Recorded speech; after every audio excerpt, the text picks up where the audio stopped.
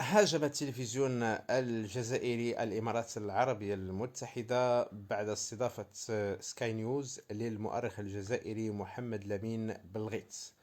وقال محمد لمين بلغيت في هذا البرنامج على أن الأمازيغية هي صناعة صهيونية فرنسية.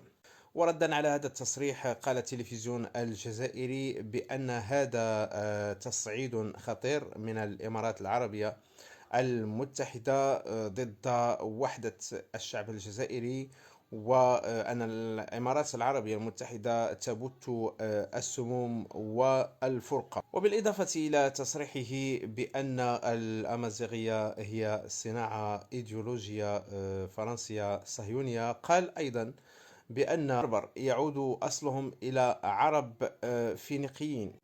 هذه التصريحات أثارت جدلا واسعا